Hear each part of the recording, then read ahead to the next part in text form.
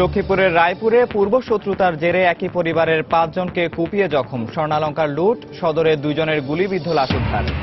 রাজশাহী বিশ্ববিদ্যালয়ে অধ্যাপক রেজাউল করিমকে হত্যা মিশনে অংশ নেন 3 জন, তথ্য পুলিশের। রহস্য উদ্ঘাটন না হওয়ায় স্বজন ও সহকর্মীদের হতাশা। নিষ্পত্তি না হওয়ায় দেশে প্রতি বছর জটে পড়ছে 2.25 লাখ মামলা। তুচ্ছ ঘটনায় আদালতে না গিয়ে বিরোধ মীমাংসার পরামর্শ আইনজীবীদের। অপচিকিৎসা আর হয়রানির কারণে হোমিও চিকিৎসার উপর আস্থা হারাচ্ছে মানুষ। এ সেবার প্রসার ঘটাতে হোমিও হাসপাতালের সংখ্যা বাড়ানোর পরামর্শ স্বাস্থ্য অধিদপ্তরের। এবং তীব্র দাবদাহে পুড়ছে দেশের বিভিন্ন এলাকা। প্রচণ্ড গরমে যশোরে জনদুর্ভোগ চরমে, অসুস্থ হয়ে পড়েছেন অনেকে। চট্টগ্রামের হাসপাতালে বাড়ছে শিশু রোগীর সংখ্যা।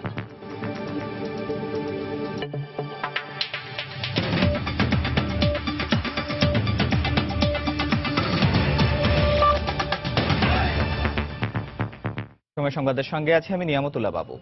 পূর্বশত্রুতার জের ধরে লক্ষ্মীপুরে একই পরিবারের 5 জনকে কুপিয়ে জখম করে স্বর্ণালংকার লুট করে নিয়ে গেছে দুর্বৃত্তরা। এ ঘটনায় একজনকে আটক করেছে পুলিশ। গত রাতে রায়পুর উপজেলায় এ ঘটনা ঘটে। স্বজনরা জানায় 3 বছর আগে উপজেলার দেনায়েতপুর গ্রামের আব্বাস আলী সড়কে মহিউদ্দিন বাবরের মেয়ে মহিমাকে বিয়ে করে বরিশালের নাজমুল। বিয়ের পর থেকেই যৌতুকের দাবিতে প্রায়ই মহিমাকে মারধর করত সে। এরই জেরে গত 7 মাস আগে 2 জনের বিবাহ বিচ্ছেদ ঘটে। এরপর থেকেই একটি সন্তান নিয়ে বাবার বাড়িতে বসবাস করে আসছিল মহিমা। কিন্তু গতরাতে ক্ষিপ্ত হয়ে দলবল নিয়ে মহিমার বাড়িতে হামলা চালায় নাজমুল। এ সময় মহিমা সহ তার বাবা মা ও 2 বোনকে কুপিয়ে আহত করে সে। চিৎকার শুনে আশপাশের মানুষ ছুটে এসে নাজমুলকে ধরে ফেলে, কিন্তু এরই মধ্যে নগদ 23,000 টাকা, 6 ভরি স্বর্ণালংকার ও বেশ কয়েকটি মোবাইল হাতিয়ে পালিয়ে যায় তার সহযোগীরা। আহতদের মধ্যে একজনকে রায়পুর উপজেলা স্বাস্থ্য কমপ্লেক্স ও বাকি 4 জনকে নোয়াখালী জেনারেল হাসপাতালে ভর্তি করা হয়েছে।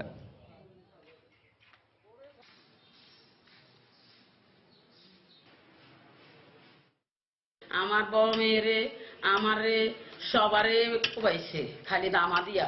তখন আর নির্ভয় আর কোন রকমের চিৎকার আর সহ্য করতে মারি না, কেউ আগাইতে পারে না, কেউ আইয়ে না, বাইরে তালা। পার্শ্ববর্তী বোর্ডিনে 2টা নাইট গেট, ওরা 2টা লোকে ঘরে যায়া ওরে আটকাইছি। স্থানীয় লোকজন সহায়তায় নাজমুল হককে আমরা আটক করি এবং ঘটনায় তাকে কে বা কোনো সহযোগী আছে কিনা আমরা তদন্ত করে দেখতেছি এবং এই ব্যাপারে আমরা আইনগত ব্যবস্থা নিচ্ছি। এদিকে লক্ষ্মীপুরে 2 জনের গুলিবিদ্ধ লাশ উদ্ধার করেছে পুলিশ। সকালে সদর উপজেলার রাজীবপুর এলাকা থেকে তাদের লাশ উদ্ধার করা হয়।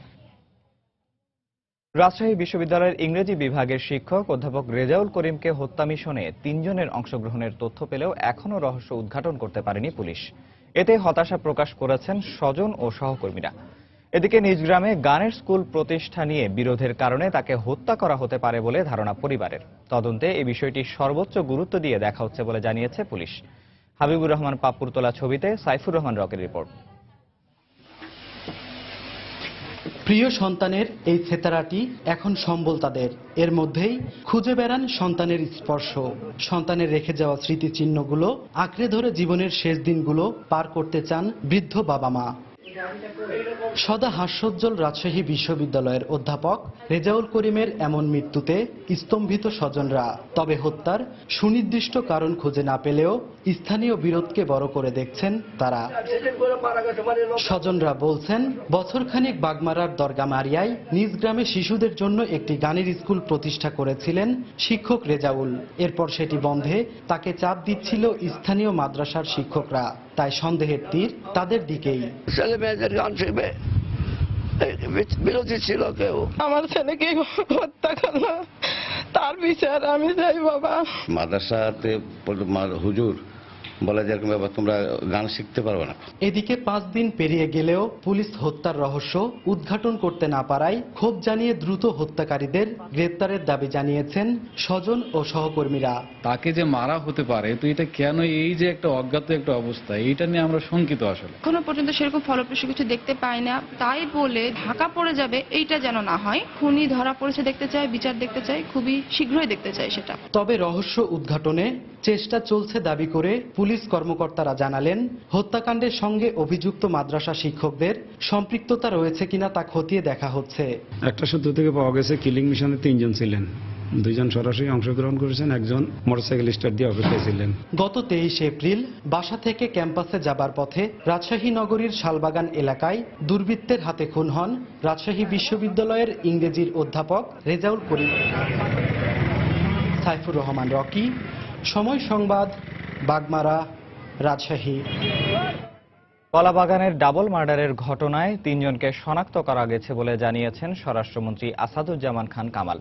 তিনি আরো বলেছেন, ব্লগার হত্যা সহ বিভিন্ন টার্গেট কিলিং এর বেশিরভাগ ঘটনার রহস্য উদ্ঘাটন করা গেছে। বাকি ঘটনাগুলোর সঙ্গে জড়িত কয়েকজন শিগগিরই গ্রেফতার হবে। সকালে ধানমন্ডির বাসভবনে সাংবাদিকদের সঙ্গে আলাপকালে তিনি একথা জানান। আমরা ঠিক পথেই এগোচ্ছি, আমরা জানাবো আপনাদের। 3 জন আমাদের শনাক্ত করে আমরা আমাদের বিভিন্ন পত্রিকায় আপনারা দেখেছেন। আমরা এগুলো আর এখন কিছু বলতে চাচ্ছি না, আর কয়েকদিন পরে আমরা সব জানাবো। আমরা যতগুলো টার্গেট কিলিং হচ্ছে এই ব্লগার সহ এইগুলোকে আমরা প্রায়গুলোকে চিহ্নিত করেছি। আমরা কয়েকজনকে আমরা ধরেছি, তারা বিচারের সম্মুখীন আছে এবং কয়েকজন আমাদের অতি শীঘ্রই ধরা পড়বে। ৭১-এর খুনিদের মদতদাতা ও জঙ্গি সন্ত্রাসের পৃষ্ঠপোষকতাকারীরাই গুপ্ত হত্যার অপরাজনীতি চালাচ্ছে বলে মন্তব্য করেছেন তথ্যমন্ত্রী হাসানুল হক ইনু। কুষ্টিয়ায় সার্কিট হাউসে সাংবাদিকদের একথা বলেন তিনি। সরকার বেশিরভাগ হত্যায় জড়িতদের গ্রেফতারে সক্ষম হয়েছে বলে দাবি করেন তথ্যমন্ত্রী। যারা মানুষ পড়ানোর রাজনীতি করেছে, যারা ৭১-এর খুনি, ৭৫-এর খুনি, ২১শে আগস্টের শেখ হাসিনার হত্যা প্রচেষ্টাকারী এবং খুনিরা এবং জঙ্গি তাণ্ডবের সঙ্গে জড়িত জঙ্গি সন্ত্রাসীরা, তাদের পক্ষে যারা ওকালতি করে, তাদের যারা পৃষ্ঠপোষকতা করে, তাদের যারা আশ্রয় দেয় এবং তাদের সঙ্গে যারা রাজনৈতিক বন্ধুত্ব করে, তারাই এই গুপ্ত হত্যার যে অপরাজনীতি চলছে সেই গুপ্ত হত্যার অপরাজনীতির সঙ্গে জড়িত। দেশে প্রতি বছর গড়ে মামলা হয় ১৩,৫৭,০০০ আর নিষ্পত্তি হয় প্রায় ১১,২২,০০০। অর্থাৎ প্রতি বছর মামলার জট বাড়ে ২,২৫,০০০-এর মতো। সুপ্রিম কোর্ট বলছে, বিচার বিভাগের প্রতি জনগণের আস্থা বাড়ায় মামলা করার হার বেড়েছে। যদিও আইন বিশেষজ্ঞদের মত, এক্ষেত্রে মানুষের সচেতনতা বাড়লেও হয়রানিমূলক মামলা এবং সামাজিক অস্থিরতা বাড়ায় প্রতি বছর মামলা চাপ বাড়ছে আদালতে। তুচ্ছ ঘটনায় সরাসরি আদালতে না গিয়ে আদালতের বাইরে বিরোধ মীমাংসার পরামর্শ দিয়েছেন তারা। আফজাল হোসেনের রিপোর্ট। সুপ্রিম কোর্টের সবশেষ প্রতিবেদন অনুযায়ী দেশের আদালতগুলোতে প্রায় ৩.৩১ লাখ মামলা বিচারাধীন রয়েছে। এর বিপরীতে উচ্চ এবং অধস্তন আদালত মিলিয়ে বিচারক রয়েছেন প্রায় ১৭০০ জন। প্রতিবেদনে বলা হয়, দেশে প্রতি বছর গড়ে ১৩,৫৭,০০০ মামলা হয়, আর গড়ে প্রতি বছর মামলা নিষ্পত্তি হয় ১১,২২,০০০। অর্থাৎ ২,২৫,০০০ মামলা প্রতি বছর অনিষ্পত্তিকৃত থেকে যায়। সুপ্রিম কোর্টের রিপোর্ট বলছে, বিচার বিভাগের প্রতি আস্থা বাড়ায় মামলামুখী হচ্ছে মানুষ। এর পাশাপাশি সামাজিক অস্থিরতা ও বিকল্প বিরোধ নিষ্পত্তির ব্যবস্থা অকার্যকর হয়ে পড়ায় আদালতমুখী হচ্ছে বলেও মনে করেন আইন বিশেষজ্ঞরা। মামলা অনেক বেশি হচ্ছে, এটা যেমন অ্যাওয়ারনেস আমাদের বাড়ছে, এটাও যেমন ইন্ডিকেশন দিচ্ছে, আবার ভিজাভিস এটাও বাড়ছে যে মানুষের মধ্যে লিটিগেশন প্রবণতা বাড়ছে। আইনের আশ্রয় নিয়ে ফ্রড করার একটা ফ্রডুলেন্ট অ্যাক্টিভিটিস করার প্রবণতা অনেক বাড়ছে। বলা যেতে পারে যে জনগণ বিচারমুখী হচ্ছে, আদালতমুখী হচ্ছে। তাদের যে বিরোধ দেখা দেয় সমাজে, সেই বিরোধগুলো নিষ্পত্তির জন্য তারা আদালতের শরণাপন্ন হচ্ছে, সেই জন্যই মামলা বাড়ছে। এছাড়া হয়রানিমূলক মিথ্যা মামলা করার প্রবণতার কারণেও মামলার সংখ্যা বাড়ছে বলেও জানান তারা। থানায় মামলা করলো এক পক্ষ, সঙ্গে সঙ্গে মামলাটা চলে আসলো আদালতে এবং পরবর্তীতে এটা তদন্ত শুরু হয়। কিন্তু তদন্ত যদি আগে একটু করে, মিথ্যা মামলার যে একটা প্রবণতা সেটা কমে যাবে। আপনারা দুজনেই লিটিগেশন করছেন, দুজনেই আদালতে যাচ্ছেন, দুজনেই কিন্তু সর্বশান্ত হচ্ছেন। আপনি মানসিকভাবে সর্বশান্ত হচ্ছেন, আর্থিকভাবে সর্বশান্ত হচ্ছেন। এই মেসেজটা মানুষের কাছে পৌঁছে দিতে হবে। তারা মনে করেন, বিকল্প বিরোধ নিষ্পত্তি ব্যবস্থা কার্যকর, বিচারকের সংখ্যা বৃদ্ধি এবং হয়রানিমূলক মামলা বন্ধ করা গেলে মামলা জট যেমন কমবে, তেমনি প্রকৃত অর্থে বিচার বিভাগের প্রতি আস্থা বাড়বে বিচার প্রার্থীদের। আফজাল হোসেন, সময় সংবাদ, ঢাকা। সময় সংবাদে আরো থাকছে, চতুর্থ দফায় ইউনিয়ন পরিষদ নির্বাচনকে সামনে রেখে প্রচারণায় মুখর নির্বাচনী এলাকাগুলো। সৎ ও যোগ্য প্রার্থী খুঁজছেন ভোটাররা।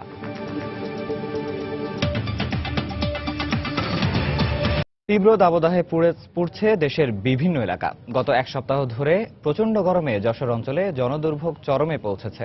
তার উপর লোডশেডিং যন্ত্রণা আরও বাড়িয়ে দিয়েছে। এই অবস্থায় অনেকে অসুস্থ হয়ে পড়ছেন। পরিস্থিতি মোকাবিলায় খাবার গ্রহণে সবাইকে সচেতন হওয়ার পরামর্শ চিকিৎসকদের। যশোর প্রতিনিধি জুয়েল মৃধার তথ্য ও সাব্বির আল জামানের ছবি নিয়ে ডেস্ক রিপোর্ট। দেশের বেশ কয়েকটি জেলার মতো যশোরেও গত কয়েকদিন ধরে বিরাজ করছে উচ্চ তাপমাত্রা। এতে প্রচণ্ড গরমে অতিষ্ঠ হয়ে উঠেছে জনজীবন। বিশেষ করে কৃষক, দিনমজুর সহ শ্রমজীবী মানুষের জীবন দুর্বিষহ হয়ে পড়েছে। তার উপর লোডশেডিং এর যন্ত্রণায় জীবন যেন ওষ্ঠাগত যশোরবাসীর। একটুখানি শীতল ছোঁয়া পেতে তারা ছুটে যাচ্ছেন স্নিগ্ধ সরোবরে। প্রচন্ড তাপমাত্রা, তাপমাত্রায় কাজ করা যায় না, তাই একটু ছায়া আসছিলাম। মাঠে টিকা যাচ্ছে না, রোদে অতিরিক্ত তাপমাত্রা, রাস্তায় কাজ করতে গরমের মধ্যে খুব কষ্ট করে। তাপদাহে শরীর থেকে এত পরিমাণ ঘাম ঝরে যাচ্ছে, এখন এই ডাবই হচ্ছে আমাদের একমাত্র ভরসা। প্রচন্ড গরমে প্রতিদিনই অসুস্থ হয়ে পড়ছেন অনেক মানুষ। এই অবস্থায় সবাইকে পানি জাতীয় খাবার খাওয়ার পরামর্শ চিকিৎসকদের। প্রচুর পরিমাণে পানি খাবে, শাকসবজি খাবে, ফল খাবে। রোদে অবশ্যই ছাতা নিয়ে বেরোবেন। কেউ খাবার স্যালাইন খাবেন না, কারণ খাবার স্যালাইন গরমের জন্য নয়, ডায়রিয়ার জন্য। খাবার স্যালাইন গরমের জন্য খেলে ক্ষতি হতে পারে শারীরিক। তাপমাত্রার তীব্রতা ক্রমেই বাড়ছে যশোর অঞ্চলে। চলতি মৌসুমে বৃহস্পতিবার যশোরে তাপমাত্রা ছিল সর্বোচ্চ 39.6 ডিগ্রি সেলসিয়াস। সময় সংবাদ, যশোর।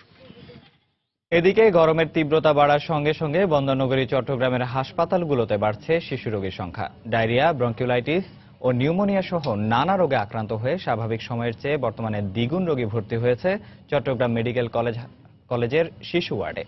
এই অবস্থায় অতিরিক্ত রোগী সামাল দিতে হিমশিম খেতে হচ্ছে শিশু ওয়ার্ডের চিকিৎসকদের। বিস্তারিত জানাচ্ছেন পার্থপ্রতিম বিশ্বাস। বৈশাখের তাপদাহে শিশুদের মধ্যে দেখা দিচ্ছে নানা রোগের প্রাদুর্ভাব। পানিবাহিত রোগ ডায়রিয়ায় আক্রান্ত রোগীর সংখ্যা শিশু ওয়ার্ডে বেড়েছে। সে সঙ্গে শ্বাসজনিত রোগ ব্রঙ্কিওলাইটিস, নিউমোনিয়া সহ নানা রোগে আক্রান্ত হয়ে স্বাভাবিক সময়ের চেয়ে দ্বিগুণ রোগী ভর্তি হয়েছে হাসপাতালে। স্বাভাবিক সময়ে শিশু ওয়ার্ডে দৈনিক 20 থেকে 30 জন রোগী ভর্তি হলেও বর্তমানে এই সংখ্যা দাঁড়িয়েছে 60 থেকে 70 জনে। প্রচন্ড গরমে পানি শূন্যতার জন্য বাচ্চাগুলো অসুস্থ হয়ে ভর্তি হচ্ছে। তো আমাদের স্বাভাবিক সময়ের চেয়ে ভর্তির পরিমাণ প্রায় দ্বিগুণ বেড়ে গেছে। আর বিভিন্ন রোগে শিশুরা আক্রান্ত হওয়ায় দুশ্চিন্তাগ্রস্ত তাদের স্বজনরা। কান্দি লাগার পরে জ্বর উঠছে, সন্ধ্যের সাথে জ্বর উঠছে, জ্বরের পরে আর জ্বর নামতেছে না। পায়খানা বমি এখন মানে কমছে, এখন মানে প্রস্রাবের, তখন প্রস্রাব আটকে গেছিল। হঠাৎ করে দেখা গেছে এর ফ্যাটের মধ্যে মাঝখানে একদম পড়ে যাচ্ছে, থালা পড়ে যাচ্ছে। শিশুকে রোগে আক্রান্ত হওয়া থেকে রক্ষা করতে নানা পরামর্শ দিয়েছেন শিশু বিশেষজ্ঞ। অতিরিক্ত গরমে যেন তারা পানি স্বল্পতায় না পড়ে, সেজন্য যে বাচ্চারা যেমন বুকের দুধের উপর আছে তাকে ঘন ঘন বুকের দুধ চালিয়ে যাবেন, এবং বাচ্চাকে যে খাবারটা দেওয়া হচ্ছে সেটা একটু তরল খাবার বা পানীয় খাবারটা একটু হয়তো বেশি করে দেওয়া হবে সেটাতে। বিশেষত স্কুলে যখন তারা যাবে তাদেরকে যেন ধরেন যে নিরাপদ পানি পানের যে ব্যবস্থাটা সেটা যেন সেখানে অবলম্বন করা হয়, এবং তাদেরকে একটু মানে হালকা পাতলা ঢিলেঢালা পোশাক সেগুলো যেন পরানো হয়। শুধু চট্টগ্রাম মেডিকেল কলেজের শিশু ওয়ার্ড নয়, জেনারেল হাসপাতাল, মা ও শিশু হাসপাতালেও স্বাভাবিক সময়ের চেয়ে দ্বিগুণ রোগী ভর্তি আছে। পার্থপ্রতিম বিশ্বাস, সময় সংবাদ, চট্টগ্রাম। বরিশালে আর্মড পুলিশ ব্যাটালিয়নের একটি বাস ও ট্রাকের সংঘর্ষে 27 জন আহত হয়েছেন। সকালে ঢাকা বরিশাল মহাসড়কের 6 মাইল এলাকায় এ ঘটনা ঘটে। পুলিশ জানায়, সকাল 6:45টার দিকে আর্মড পুলিশ ব্যাটালিয়ন সদস্যদের বহনকারী একটি বাস বরিশাল থেকে গোপালগঞ্জ যাচ্ছিল। পথে ঢাকা বরিশাল মহাসড়কের 6 মাইল নামক স্থানে পৌঁছলে বিপরীত দিক থেকে আসা একটি ট্রাকের সঙ্গে সংঘর্ষ হয়। এ সময় বাসটি নিয়ন্ত্রণ হারিয়ে রাস্তার পাশে একটি গাছের সঙ্গে ধাক্কা লাগে। এতে বাসে থাকা 27 পুলিশ সদস্য আহত হন। পরে আহতদের উদ্ধার করে বরিশাল মেডিকেল কলেজ হাসপাতালে ভর্তি করা হয়। আহত 2 জনের অবস্থা আশঙ্কাজনক বলে জানিয়েছেন কর্তব্যরত চিকিৎসক। এদিকে রংপুর ও নোয়াখালীতে আলাদা সড়ক দুর্ঘটনায় 2 জন নিহত ও 3 জন আহত হয়েছেন।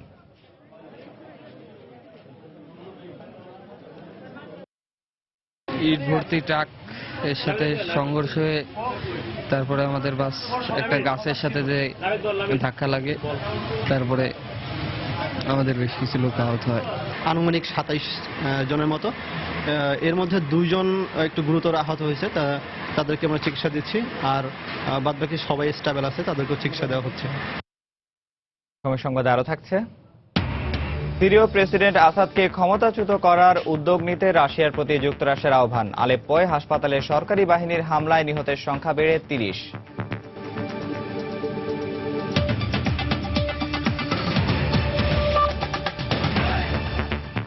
RFL ওয়াটার পাম্প, পানি দেবে টেনশন নয়। অপচিকিৎসা আর হয়রানির কারণে হোমিও চিকিৎসার উপর আস্থা রাখতে পারছেন না সাধারণ মানুষ। দেশে আধুনিক চিকিৎসার সুযোগ থাকলেও প্রচারণা আর সঠিক তথ্যের অভাবে প্রকৃত হোমিও চিকিৎসার বাইরে থেকে যাচ্ছে দেশের অধিকাংশ মানুষ। স্বাস্থ্য খাত সংশ্লিষ্টরা বলছেন, দেশে উল্লেখযোগ্য সংখ্যক হোমিও চিকিৎসক থাকলেও একটি মাত্র সরকারি হাসপাতাল দিয়ে হোমিও চিকিৎসার প্রসার ঘটানো সম্ভব নয়। এক্ষেত্রে প্রান্তিক পর্যায়ে হোমিও চিকিৎসা ছড়িয়ে দিতে হোমিও হাসপাতালের সংখ্যা বাড়ানোর পরামর্শ স্বাস্থ্য অধিদপ্তরের। বিস্তারিত মুজাহিদ শুভর রিপোর্টে। মধ্যবয়সী নুরুজ্জামান গ্যাংগ্রিন বা বার্জার ডিজিজ নামক কঠিন রোগে আক্রান্ত। বিগত বছরগুলোতে রাজধানীর প্রায় সব বড় হাসপাতালে খুইয়েছেন 40 লক্ষাধিক টাকা। চিকিৎসকদের পরামর্শে হাত পা কাটার পরিবর্তে রাজধানীর সরকারি হোমিও মেডিকেল কলেজ হাসপাতালে মাত্র কয়েক হাজার টাকায় কোনো সার্জিক্যাল অপারেশন ছাড়াই তিনি সুস্থ হন। আমার এই রোগের কারণে আমি বহু জায়গায় ঘুরছি, কোনো সুবিধা না পেয়ে শেষ পর্যন্ত আমি হোমিওতে আসা আমার অনেকটা সুস্থতা লাভ করেছি।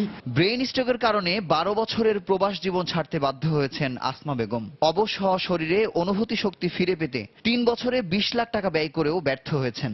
সবশেষ হোমিও চিকিৎসার দ্বারস্থ হয়ে স্বল্প ব্যয়ে দ্রুত সুস্থতার দিকে এগোচ্ছেন এই ভুক্তভোগী। আমি আগে হাঁটতে পারতাম না, এখন আমি হোমিও চিকিৎসা নিয়ে আমি হাঁটতে পারতেছি, একা চলতে পারতেছি, সব জায়গায় আমি যাইতে পারতেছি। দীর্ঘদিন ধরে স্বাস্থ্য মন্ত্রণালয়ের অনুমোদন পাওয়া 5টি নতুন হোমিও মেডিকেল কলেজ হাসপাতাল প্রতিষ্ঠা না হওয়ায় ব্যাচেলর ডিগ্রি নিয়েও বেকারত্বের ঘানি টানছেন 1400 হোমিও চিকিৎসক।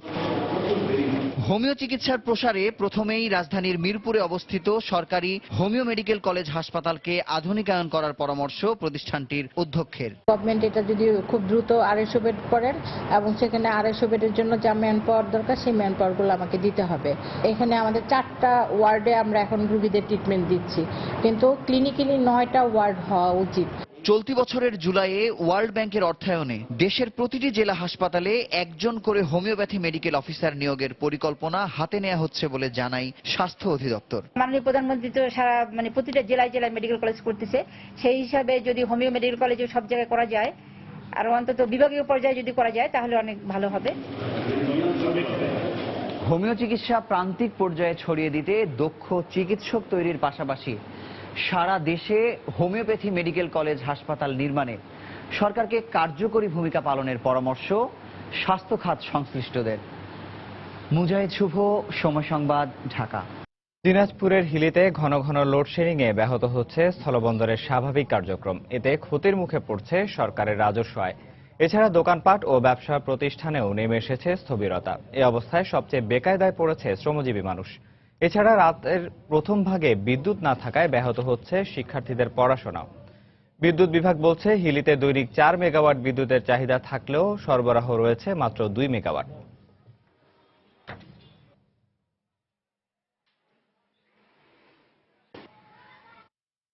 চতুর্থ দফা ইউনিয়ন পরিষদ নির্বাচনের দিন যতই ঘনিয়ে আসছে, প্রচারণা আর গণসংযোগে ততই মুখর হয়ে উঠছে বগুড়ার শেরপুর ও নন্দীগ্রামের প্রত্যন্ত এলাকা। সকাল থেকে রাত পর্যন্ত চলছে প্রার্থীদের ভোট প্রার্থনা। জয়ের লক্ষ্যে দিচ্ছেন উন্নয়নের নানা প্রতিশ্রুতি। তবে ভোটাররা বলছেন, তারা খুঁজছেন সৎ ও যোগ্য প্রার্থী। বিস্তারিত মাজিদুর রহমানের রিপোর্টে ছবি তুলেছেন রবিউল ইসলাম। বগুড়ার শেরপুর ও নন্দীগ্রাম উপজেলায় চতুর্থ পর্যায়ে নির্বাচন হচ্ছে 15টি ইউনিয়নে। এবারই প্রথম দলীয় প্রতীকে নির্বাচন করছেন ইউনিয়নের চেয়ারম্যান প্রার্থীরা। প্রতীক বরাদ্দের পরে ইউনিয়নগুলোতে জমে উঠেছে নির্বাচনী প্রচারণা। প্রার্থীরা ভোটারদের দ্বারে দ্বারে গিয়ে উন্নয়নের প্রতিশ্রুতি দিচ্ছেন।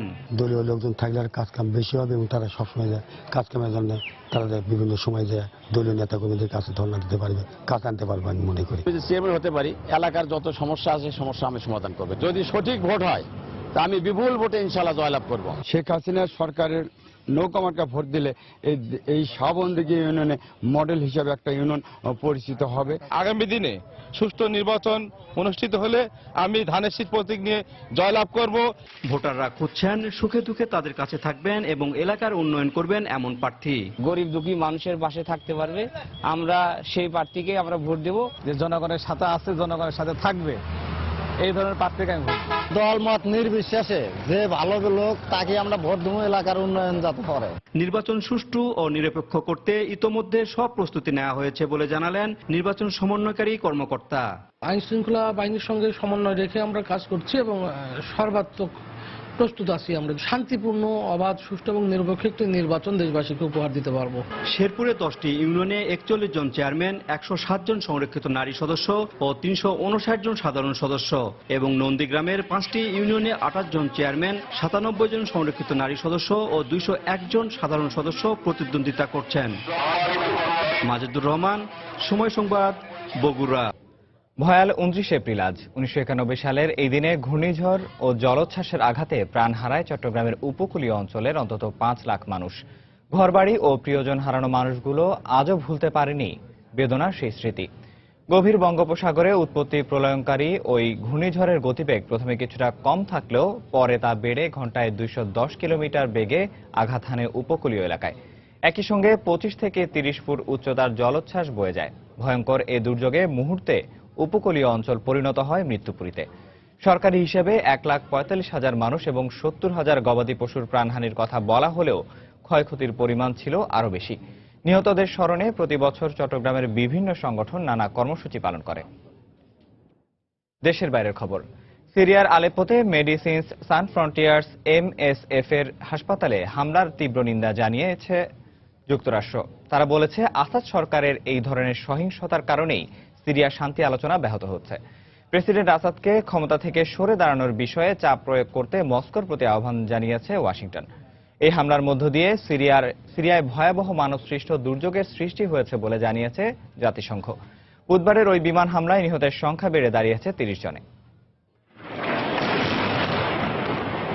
বৃহস্পতিবারও সিরীয় নগরী আলেপ্পোর বিভিন্ন অঞ্চলে সরকারি বাহিনীর সঙ্গে বিদ্রোহীদের তীব্র সংঘর্ষ হয়। গত ফেব্রুয়ারির শেষ দিকে শুরু হওয়া যুদ্ধবিরতি উপেক্ষা করে শহরের নিয়ন্ত্রণ নিতে লড়াই চালিয়ে যাচ্ছে দুপক্ষ। প্রতিদিনই এই অঞ্চলে বাড়ছে নিহতের সংখ্যা। জাতিসংঘের হিসেব মতে যা প্রতি 25 মিনিটে একজন। এরই মধ্যে বুধবার ফরাসি দাতব্য সংস্থা MSF পরিচালিত একটি হাসপাতালে সরকারি বাহিনীর বিমান হামলায় ডাক্তার ও রোগী সহ নিহত হয়েছে বহু মানুষ। স্থানীয়রা হাসপাতালটিতে হামলার জন্য সিরীয় বাহিনীর পাশাপাশি রুশ বিমান হামলাকে দায়ী করলেও তা স্পষ্ট অস্বীকার করেছে মস্কো। এই হামলার তীব্র নিন্দা জানিয়েছে জাতিসংঘ। জাতিসংঘের বিশেষ প্রতিনিধি জ্যান এগিলেন বলেন, সিরিয়ায় মানবিক ত্রাণ তৎপরতার বিষয়টি সামনের দিনগুলোতে আরো গুরুত্বপূর্ণ হয়ে উঠেছে। যারাই এই হামলা চালিয়ে থাকুক, আমরা এর তীব্র নিন্দা জানাই। সিরিয়ায় এত বড় মানবসৃষ্ট দুর্যোগ আর হয়নি। এই ক্ষতি কাটিয়ে উঠতে সিরীয় জনগণের পাশাপাশি ত্রাণ সংগঠনগুলোকেও অনেক বেগ পেতে হবে। MSF এর হাসপাতালে হামলার ঘটনায় আসাদ সরকারের প্রতি নিন্দা জানিয়েছে যুক্তরাষ্ট্র। এই হামলার মধ্য দিয়ে প্রমাণ হয়েছে আসাদ সরকার নিজ দেশের জনগণের সঙ্গে শত্রুতামূলক আচরণ করছে। বিদ্রোহীদের দমনের নামে তারা যে সহিংসতা চালাচ্ছে তা বন্ধ না হলে সিরিয়ায় শান্তি প্রতিষ্ঠা অসম্ভব হয়ে পড়বে। আসাদকে বিদ্রোহীদের ওপর হামলা বন্ধ করতে ও যুদ্ধবিরতির প্রতি শ্রদ্ধাশীল থাকার আহ্বানও জানায় ওয়াশিংটন। এই বিষয়ে রুশ প্রশাসনের সহায়তা চাইছেন তারা। যুক্তরাষ্ট্রের পক্ষ থেকে বলা হয়, সিরিয়ার শান্তিপূর্ণ রাজনৈতিক পরিবর্তনে আসাদকে রাজি করাতে রুশ প্রশাসনের চাপ প্রয়োগ করা উচিত। এদিকে সিরীয় সরকারের বরাত দিয়ে গণমাধ্যম জানিয়েছে, দেশটির কুর্দি অধ্যুষিত হাসাকা প্রদেশে নতুন করে আরো 150 সেনা মোতায়েন করেছে যুক্তরাষ্ট্র। একে অবৈধ সামরিক হস্তক্ষেপ বলেও উল্লেখ করে তারা। সাজিদা ইসলাম, সময় সংবাদ। উয়েফা ইউরোপা লিগের খবর। সেমিফাইনালের প্রথম লেগে শাখতার দোনেস্কের মাঠে ড্র নিয়ে মাঠ ছাড়ে আসরের বর্তমান চ্যাম্পিয়ন সেভিয়া। দোনেস্কের বিপক্ষে 2-2 গোলে ড্র করেছে তারা। অপর সেমিফাইনালে ভিয়ারিয়ালের মাঠে হোঁচট খেয়েছে লিভারপুল। অলরেডরা হেরেছে 1-0 গোলে। আরেক সেমিফাইনালে ভিয়ারিয়ালের এল মাদ্রিগালের স্বাগতিকদের মুখোমুখি হয় আসরের 3বারের চ্যাম্পিয়ন লিভারপুল, যেখানে প্রতিপক্ষের শক্ত রক্ষণ ভাগের সামনে ম্যাচের পুরোটা সময় গোলশূন্য থাকতে হয়। মাঠে অস্ত্র নিয়ে প্রবেশ, এরপর গণমাধ্যম কর্মীরা এই বিষয়ে প্রশ্ন করলে তাদের সঙ্গে দুর্ব্যবহার, পরবর্তীতে এই বিষয়টি এড়িয়ে যাওয়া। দেশের হকি মাঠে আবারও যেন অস্থিরতার সৃষ্টি করলেন মোহামেডানের হকির শীর্ষ কর্মকর্তা শফিউল্লাহ মুনির। ব্যাপারটি নিয়ে বিব্রতকর অবস্থায় রয়েছে হকি ফেডারেশনও। তবে যথাযথ কর্তৃপক্ষকে বিষয়টি অবহিত করা হয়েছে বলে জানিয়েছেন ফেডারেশনের সাধারণ সম্পাদক। বিস্তারিত সজল মিত্র রিচার্ডের রিপোর্টে। খেলার মাঠে খেলা হবে সেটাই স্বাভাবিক, কিন্তু না, অপ্রত্যাশিত হলেও সত্য, মাঠে দেহরক্ষীদের সাথে থাকা শটগান নিয়ে প্রবেশ করেন মোহামেডানের হকি কমিটির শীর্ষ কর্মকর্তা শফিউল্লাহ মুনির। তাই খেলার মাঠে খেলোয়াড় কর্মকর্তা থেকে শুরু করে সাধারণ দর্শকদের জন্য সেটি কতটুকু নিরাপদ, প্রশ্নটি ঘুরে ফিরে আসলো বারবার। 25 এপ্রিল এই ঘটনার পর বিভিন্ন সংবাদ মাধ্যমে উঠে এসেছে মুনিরের এই কীর্তি। বিষয়টি ভালোভাবে নেননি এই সংগঠক। সম্প্রতি হকি ফেডারেশনের সহ সভাপতির শূন্য পদে প্রস্তাব করা হয়েছে মুনিরের নাম। ক্রীড়া পরিষদের অনুমোদন পেলেই বাস্তবায়ন হবে সেটি। যাকে দেয়া হচ্ছে ফেডারেশনের এত বড় দায়িত্ব, ঘটনার পর এ বিষয়ে প্রথমে কোনো কথা বলতে চাননি সেই শফিউল্লাহ মুনির, যদিও অনেক চেষ্টার পর মুখ খোলেন তিনি। আমি কোনো অন্যায় করিনি বা এরকম কিছু করিনি যেটা দৃষ্টিকটু হবে, যেটা অন্যায় হবে, আইনের বাইরে কিছু হবে। তাহলে মুনির ভাই, এটা কি মানে তাহলে সত্যি যে ডাগ আউটে গানম্যানদের নিয়ে ঢোকায় বৈধতা আছে? না, যেটা হয়েছে, ওনারা কালকে প্রথম আমার সাথে এই জায়গায় আসছেন। এর আগে তারা কখনোই মাঠে ঢুকে নাই, তাদের কাছে জিনিসটা নতুন। আপনি অন্ততপক্ষে জানতেন, আপনি যদি বিষয়টা তাদেরকে একটু অবহিত করতেন। আমি যখন অবহিত হয়েছি তাৎক্ষণিকভাবে তারা বের হয়ে গেছে। আগে কি আপনি অবহিত ছিলেন না বিষয়টা সম্পর্কে? আমি যখন জেনেছি যে তারা আমার সাথে পিছনে আছে, আমি সাথে সাথে বলার সাথে সাথে তারা বের হয়ে গেছে। বিষয়টি নিয়ে বিব্রতকর অবস্থায় রয়েছে ফেডারেশনও। তবে ফেডারেশনের সাধারণ সম্পাদক জানালেন, যথাযথ কর্তৃপক্ষকেও অবহিত করা হয়েছে বিষয়টি। মোস্ট আনফরচুনেট এবং আনপ্লেজেন্ট থিং হয়ে গেছে, যেটা আর কি ফেডারেশনের পক্ষ থেকে যে লিগ কমিটির চেয়ারম্যান ডিসি মতিঝিল পল্টন বোধহয় আর কি, তো ওনাকে জানানো হয়েছে জিনিসটা, এবং পুলিশ ফোর্স ভবিষ্যৎ দেখবে যাতে কোনো লোক আর্মস নিয়ে মাঠে না যেতে পারে। ক্ষমতা আর দাম্ভিকতার জোরে এই ধরনের ঘটনা ঢাকার মাঠে আগেও দেখেছেন দর্শকরা। তাই জাতীয় ক্রীড়া পরিষদ এ বিষয়ে কঠোর পদক্ষেপ নেওয়ার ঘোষণা দিয়েছে। আর শেষ ভরসা হিসেবে জাতীয় ক্রীড়া পরিষদের কাছেই সমাধান চাইছেন দেশের ক্রীড়াপ্রেমীরা। সজল মিত্র, রিচার্ড, সময় সংবাদ, ঢাকা। এ পর্যায়ে শীর্ষ সংবাদ জানিয়ে দিচ্ছি আরেকবার। অধ্যাপক রেজাউল করিমকে হত্যা মিশনে অংশ নেন 3 জন তথ্য পুলিশের। বিভিন্ন টার্গেট কিলিংয়ে জড়িতদের শিগগিরই গ্রেফতার করা হবে জানালেন স্বরাষ্ট্রমন্ত্রী। লক্ষ্মীপুরের রায়পুরে পূর্বশত্রুতার জেরে একই পরিবারের 5 জনকে কুপিয়ে জখম। স্বর্ণালঙ্কার লুট, সদরে 2 জনের গুলিবিদ্ধ লাশ উদ্ধার। নিষ্পত্তি না হওয়ায় দেশে প্রতি বছর জটে পড়ছে 2.25 লাখ মামলা। তুচ্ছ ঘটনায় আদালতে না গিয়ে বিরোধ মীমাংসার পরামর্শ আইনজীবীদের। অপচিকিৎসা আর হয়রানির কারণে হোমিও চিকিৎসার উপর আস্থা হারাচ্ছে মানুষ। এ সেবার প্রসার ঘটাতে হোমিও হাসপাতালের সংখ্যা বাড়ানোর পরামর্শ স্বাস্থ্য অধিদপ্তরের। এবং তীব্র দাবদাহে পুড়ছে দেশের বিভিন্ন এলাকা। প্রচন্ড গরমে যশোরে জনদুর্ভোগ চরমে, অসুস্থ হয়ে পড়ছেন অনেকে। চট্টগ্রামে হাসপাতালে বাড়ছে শিশু রোগীর সংখ্যা। দর্শক, এই ছিল এখনকার মতো। যে কোনো খবর পেতে ভিজিট করুন সময়নিউজ.tv। যে কোনো বাংলা লিংক, রবি ও সিটিসেল নাম্বার থেকে সময় সংবাদের খবর, অনুষ্ঠান সম্পর্কে জানতে এবং যে কোনো তথ্য সময় সংবাদকে জানাতে ডায়াল করুন 16242 নাম্বারে। এছাড়া এই মাত্র পাওয়া খবর আপনার মোবাইলে পেতে SMS করুন *SN লিখে পাঠিয়ে দিন 16242 নাম্বারে। সঙ্গে থাকুন সময়ের।